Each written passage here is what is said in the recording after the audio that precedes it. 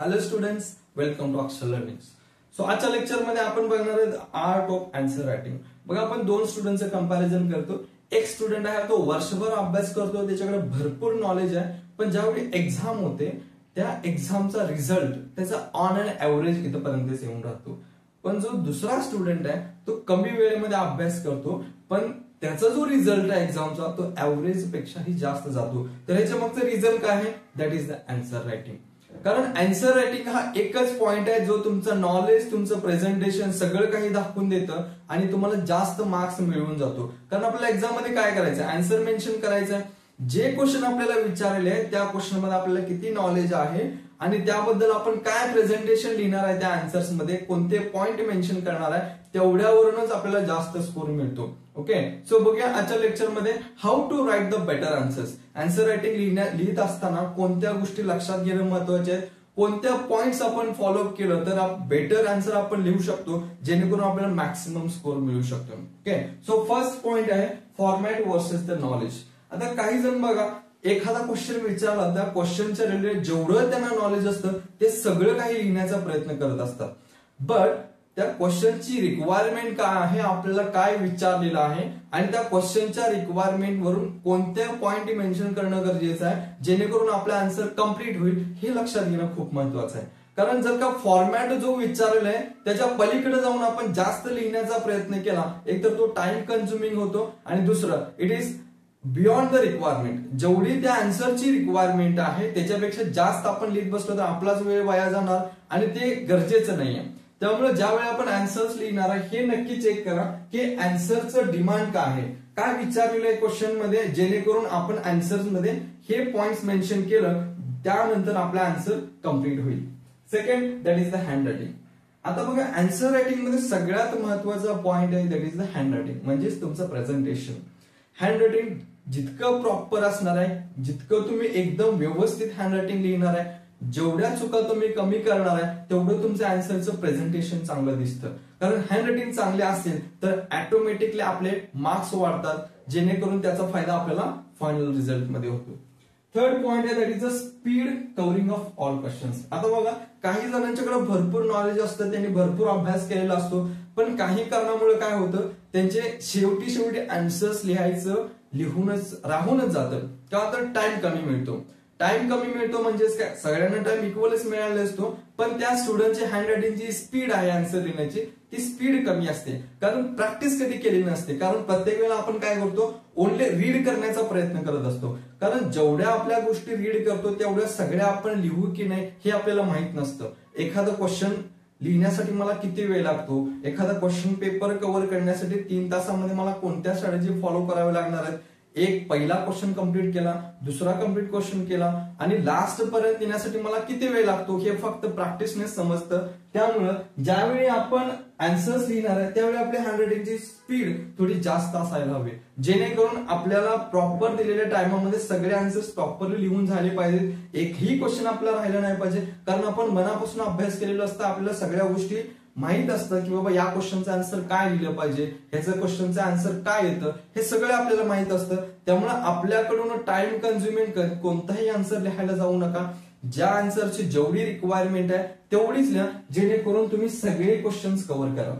Next आहे sequence of the answers. आता बघा, काही जणांना सवय असते की बाबा मध्येच एखादा क्वेश्चन नंबर 1, 2, मध्येच एखादा क्वेश्चन नंबर 5, 6, त्याच्यानंतर परत 3, 4 असं करू नका. आन्सर्स एक सिक्वेन्स ठेवा. क्वेश्चन नंबर 1, 2, 3, 4 आन्सर्स लिहित असताना जर का एखादा क्वेश्चन आला नाही तर तो लास्टला लिहा. कारण ज्यावेळी आन्सर कॉपी आपली चेक होते ती क्वेश्चन वाईज जर का सॉल्व्ह केलेला असेल आणि चेक करणारा ते इझी पडतं. कारण क्वेश्चन 1, 2, 3, 4 सिक्वेन्स वाईज आलेले असतात, त्याचाही माइंड शांत असतो. जर का तुम्ही आधीमध्ये एखादा क्वेश्चन कोणताही ऍड केला तर त्याला थोडं इरिटेटिंग होतं. सो त्यामुळं जो काही आपला सिक्वेन्स आहे आन्सरचा तो सिक्वेन्स एकदम व्यवस्थित ठेवा. एखादा क्वेश्चन तुम्हाला आला नसेल किंवा लिहायचा राहिला असेल तर तो लास्टला मेन्शन करा, जेणेकरून तुमचा जो सिक्वेन्स आहे तो प्रॉपर आहे. नेक्स्ट आहे की पॉइंट्स इन आन्सर रायटिंग. म्हणजेच काय, जे अंडरलाईन करायचे. ज्यावेळी आपण एखादा आन्सर्स लिहित असतो त्या आन्सर्स मध्ये काही असे की पॉइंट्स असतात की जे हायलाइट करणं खूप गरजेचं आहे. तिथं काय करा, तुम्ही पेन्सिलला अंडरलाईन करू शकता, जेणेकरून की तुमचं आन्सर जो आहे ते हायलाइट होईल की बाबा नाही या आन्सर मध्ये हे पॉइंट्स येणे मेन्शन करणं गरजेचं आहे. हा, हे पॉइंट्स लिहिलेले आहेत त्यामुळे आपल्याला फुल मार्क्स मिळून जातात. त्यामुळे आपलं पूर्ण आन्सर आहे ते कुणी रीड करण्याची गरज पडत नाही. फक्त अंडरलाईन केलेले वर्ड्स जर का मेन्शन केलेले वर्ड्स एक्झॅक्टली आपल्याला हायलाइट झाले तर आपल्याला तिथेच जास्त मार्क्स मिळून जातात. नेक्स्ट पॉइंट आहे दॅट इज रॉंग रिटन. आता एखादा क्वेश्चन लिहिता काही जरी चूक होते आपल्याला, किंवा एखादं लिहित असताना एखादी लाईन किंवा एखादा वर्ड जो आहे जो आपण चुकीत राहतो त्या आन्सर मध्ये त्याची गरज नाही असत, त्यावेळी आपण काय करतो, एकदम खडाखोड करून ते खराब करून टाकतो. त्यापेक्षा सिंपल काय करा, त्याच्यावर 1 किंवा 2 लाईन्स हॉरिझॉन्टल लाईन्स मारा, जेणेकरून जे चुकलेले आहे तो चुकलेलं जरी असलं ते आन्सर्स मध्ये ते त्याचा काही इफेक्ट पडता कामा नये. जर का 1 or 2 अंडरलाईन तुम्ही जर का त्यावरती लाईन मारून ठेवला आणि नेक्स्ट तुम्ही आन्सर कंटिन्यू केला तर दिसताना सुद्धा ते प्रॉपर दिसतं, आणि चूक झालेली जरी असेल तरी त्याचा इफेक्ट तुमच्या आन्सरवरती जास्त पडणार नाही. नेक्स्ट आहे don't use a short forms. So answers लिहित असताना आपल्याला सवय असते की काही ना काही ते शॉर्ट फॉर्म युज करायचे, कारण सध्या आपण सोशल मीडिया युज करतोय. सोशल मीडियाचा जो आपण टाईप करतोय, सोशल मीडिया युज करत असताना जे आपण शॉर्ट फॉर्म्स युज करतो, फॉर एक्झाम्पल बिकॉज साठी हे आपण सोशल मीडियावरती युज करतो. अशा गोष्टी शॉर्ट फॉर्मचं तुमच्या आन्सर मध्ये मेन्शन करू नका. जेवढं तुम्हाला आन्सर फुल फॉर्म्स मध्ये लिहिता येतील, जेवढे तुम्हाला स्पेलिंग व्यवस्थित राईट करता येतील तेवढे सगळे व्यवस्थित करा, जेणेकरून अशा ज्या शॉर्ट फॉर्म आहेत ते लिहिण्यामध्ये टाळा. नेक्स्ट आहे ते use bullet points charts for the answers. आता बघा, ज्यावेळी आन्सर लिहितो आपण पॅराग्राफ मध्ये लिहिण्याऐवजी जे जे की पॉइंट्स आहेत काही आन्सरचे ते जर का बुलेट पॉइंट्स ने जर का आपण व्यवस्थित मेन्शन केलं तर आन्सर आपण प्रॉपर लिहू शकतो. काही आन्सर्स आपण चार्ट फॉर्म मध्ये लिहू शकतो. आता हा चार्ट फॉर्म कधी युज करायचा बघा, ज्यावेळी लास्ट क्वेश्चन लास्ट मोमेंटला गेला, एक लेंदी आन्सर आहे, एक लॉंग आन्सर आहे जास्त मार्काचं, पण तुमच्याकडे लिहिण्यासाठीचा वेळ खूपच कमी आहे. त्यावेळी काय करणार, तुम्ही सगळंच लिहिण्यामध्ये टाइम घालवण्यापेक्षा एक चार्ट फॉर्म मध्ये तो आन्सर तुम्ही लिहू शकता, जेणेकरून त्या आन्सरशी रिलेटेड जेवढे काही पॉइंट्स आहेत तुम्हाला त्या चार्ट फॉर्म मध्ये लवकर दाखवता येतात, आणि त्याच्याखाली जेवढं मॅक्सिमम तुम्हाला पॉसिबल आहे त्या पॉसिबल वेळेत तुम्ही त्याचं एक्सप्लेनेशन लिहू शकता. फक्त चार्ट फॉर्म मध्ये दाखवलं तर सगळे पॉइंट्स कव्हर होतात आणि तुम्ही 1 by 1 लिहू शकता. Next that is chart for the long answers in the last time. म्हणजे जो तुमचा लास्ट टाइम मध्ये एखादा लॉंग लेंदी आन्सर राहिला असेल तर चार्ट फॉर्म मध्ये करा आणि त्याचं एक्सप्लेनेशन जेवढं पॉसिबल आहे तेवढं तुम्ही लिहू शकता. Paragraphs, full stops, comma use properly. आता बघा, हँड रायटिंग मध्ये मेन आहे तो प्रेझेंटेशन. हँड रायटिंग जेवढी आपली चांगली असेल आणि त्याचं प्रेझेंटेशन जेवढं चांगलं असणार आहे तेवढे आपले मार्क्स चांगले असणार आहेत. बघा, हँड रायटिंग सोबतच महत्वाचं आहे त्याचं प्रेझेंटेशन. जिथं पॅराग्राफ करणं गरजेचं आहे तिथं पॅराग्राफ करा. जिथे फुल स्टॉप, कॉमा या सगळ्या गोष्टी आहेत त्या सगळ्या गोष्टी व्यवस्थित प्रॉपरली लिहा. कोणत्याही गोष्ट चुकवू नका. ज्या ठिकाणी पॅराग्राफ महत्वाचा आहे, जिथे कॉमा महत्वाचा आहे, जिथे फुल स्टॉप महत्वाचा आहे त्या गोष्टी प्रॉपरली वापरा, जेणेकरून आपला आन्सर एकदम प्रॉपर दिसेल. नेक्स्ट आहे that is difference in the maths answer. बघा, काही जण डिफरन्स लिहित असताना पॅराग्राफ मध्ये लिहितात. ते पॅराग्राफ मध्ये लिहिण्यापेक्षा 2 कॉलम करा सेपरेटली, ए आणि बी, आणि या 2 कॉलम मध्ये तुमचा जो काही डिफरन्स लिहायचा तो डिफरन्स या कॉलम पद्धतीनुसार लिहा, जेणेकरून एकदम जो डिफरन्स आहे तो एकदम व्यवस्थित तुम्हाला लिहिता येईल. पॅराग्राफच्या ऐवजी डिफरन्स या जर का 2 फॉर्म मध्ये लिहिला तर तुम्हाला बेटर रिझल्ट मिळेल.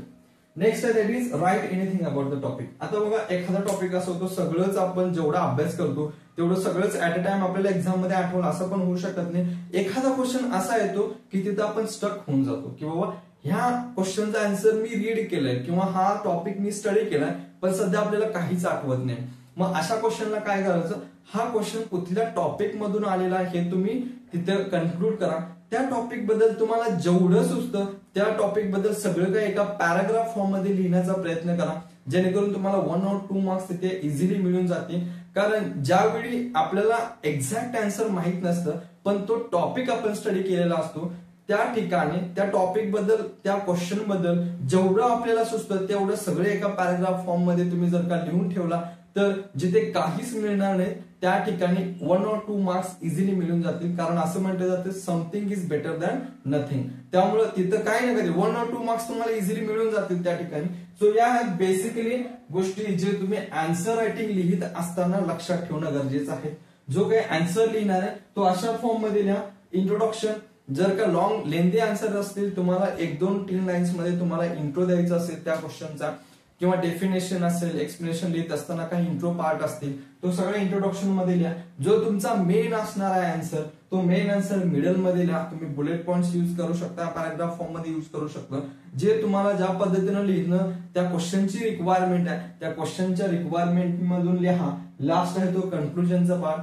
कन्क्लुजनच्या पार्ट मध्ये तुम्ही ऍडव्हान्टेज, डिसएडव्हान्टेज, काही एक्झाम्पल्स तुम्हाला माहित असतील तर तेही तुम्ही लिहू शकता. सर या फॉर्मॅटमध्ये तुम्ही जर काही आन्सर लिहिला तर तुमचा फायदा नक्कीच होणार आहे. सो या आहेत काही गोष्टी आन्सर रायटिंग लिहित असताना लक्षात ठेवण्याच्या. So it is about the art of answer writing. व्यवस्थित अभ्यास करा. जो आपण अभ्यास व्यवस्थित केला त्या 3 तासामध्ये आपल्याला बरोबर एक्झिक्यूट करता आला पाहिजे. ते एक्झिक्यूट करायचं असेल, आपलं आन्सर्स व्यवस्थित दिसायचे असतील तर या गोष्टी नक्की फॉलोअप करा. कारण आपलं नॉलेज हे एक्झिक्यूट किती करतोय, आपण कसं करतोय, याला खूप महत्वाचं आहे. सो आन्सर रायटिंग लिहित असताना या गोष्टी लक्षात ठेवा, व्यवस्थित अभ्यास करा. सो आजच्या लेक्चरमध्ये इथेच थांबूया. भेटूया नेक्स्ट लेक्चरमध्ये न्यू कॉन्सेप्ट सोबत.